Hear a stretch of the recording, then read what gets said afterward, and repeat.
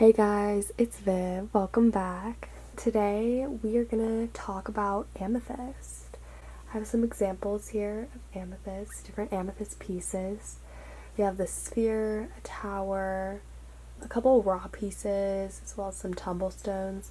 Amethyst is a pretty basic crystal. It's many people's first crystal that they get when they are just getting into spirituality or crystals. This is like a must-have crystal for any spiritual practices, anything involving magic, rituals, divination, tarot, astrology, etc. This is a crystal you can use for anything spiritual. This is like the crystal that a person will get once they've decided that they're going down that spiritual path or that spiritual journey. It corresponds most to the crown chakra as well as the third eye chakra, because those are the chakras that have the purple or indigo color energy. That's also one of the highest vibrations, is that purple color.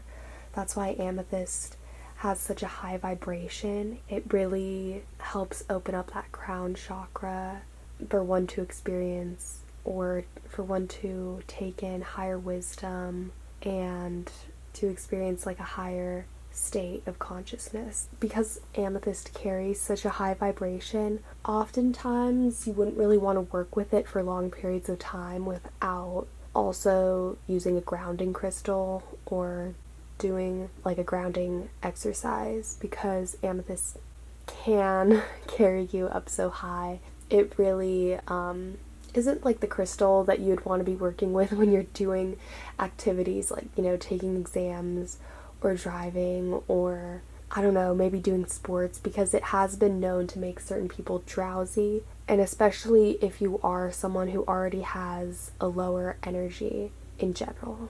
Amethyst is one of the few crystals that I would recommend for someone to keep in their bedroom, close to their bed or their workspace or their desk, just because it really is great for producing a tranquil state, having a tranquil, peaceful energy. And amethyst is really nice to keep by your bedside table, or to pop a little tumblestone in your pillow for dreams. This is one of the best crystals out there for dream work and for enhancing meditation, or for having more vivid dreams. Amethyst is very good for that, and it also helps one to have more prophetic dreams as well. So not just having dreams that are more poignant or more vivid, but enhancing spiritual messages that come through in dreams.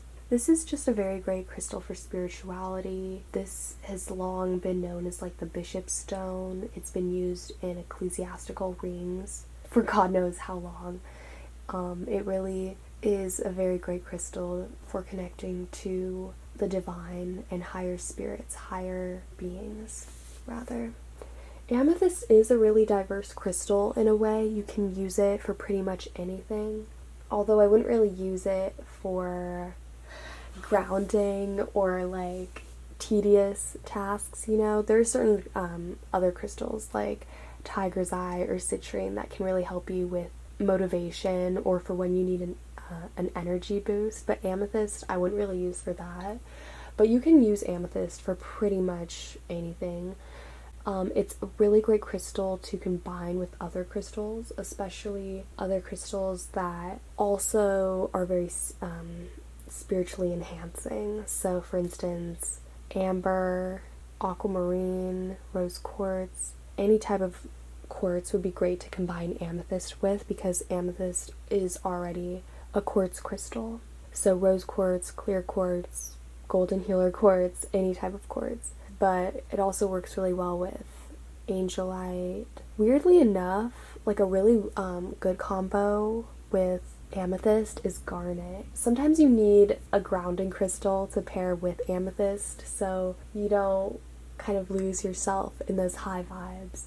Garnet's a really great one for that, and also garnet is kind of the most spiritual of the fiery crystals. So that combination is really great for bringing out that spiritual warrior in you. Another great combo with amethyst would be like amethyst and lapis lazuli also. Amethyst is really nice to use in like winter time, late winter, also in February. That's the month which amethyst is the birthstone for, so it works really well with the energy of that month. Also, amethyst is a very great crystal to use for love or attracting your soulmate. In olden times, people would like gift an amethyst as a symbol of love. It is the crystal of St. Valentine, so it harmonizes with the month of February and with love in general.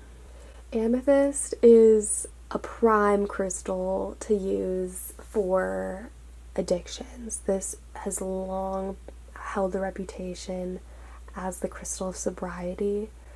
In fact, well, I think I talked about this a little in my crystal collection video about the history of how amethyst got its name. It basically derives from the Greek word amethythos, which means not drunken. So, yeah, way back in ancient times, people would be making goblets out of amethyst to help them not get too drunk or lose too much control. So it is a really fun crystal to use when you're going out to a party and you don't want to make a fool of yourself. No, but in general, this crystal is very great for addictions, especially alcoholism and tobacco addictions. Sometimes it's really great to bring in other energies to enhance your workings with amethyst. So like, for instance, animal spirit guides, astrological influences, essential oils are really great too. For amethyst, I really like lavender and lilac, especially lilac. The scent of lilac harmonizes really well with amethyst. In terms of planetary influences, I would say amethyst harmonizes the best with Neptune and Jupiter. You can also use Venus too, depending on what you're using amethyst for, because amethyst is such a diverse crystal. Amethyst is just one of those crystals that's like the basic tool in every crystal healer's toolbox. If you are just getting into crystals and you don't have an amethyst yet, you better get on it because you don't know what you're missing. Amethyst really is such an uplifting, pleasant, very peaceful crystal to have around your space, to carry throughout the day, especially if you wear it on a pendant, as well as for keeping you sober, keeping you in touch with your higher self, your spirit guides.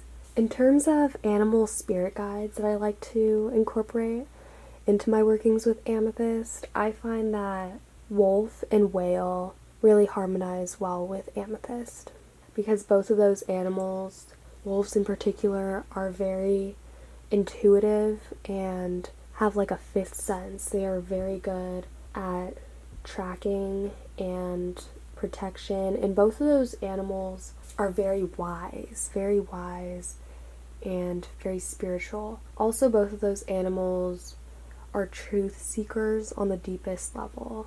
So bringing in the energies of those animals, whether it be meditating and seeing one of those animals before you, or, you know, if you see one of them in like a movie, it could be anything, but like if you pick up on messages from either of those animals, it's definitely a sign that your amethyst is working on you. So yeah, that's amethyst. I hope this video got you guys more interested in working with this crystal if you haven't worked with it already. And yeah, I hope it was fun, insightful. I'm sure a lot of you guys who are watching this already have a couple pieces of amethyst and are just curious. I'd be curious to know about your guys' experience with this crystal. Definitely comment down below if you have any cool stories or memories or even lessons that you've learned with this crystal. I'd be interested to know. And yeah, that concludes this video. I hope you guys are doing well, staying safe, having a great day, and I will see you guys later. Bye!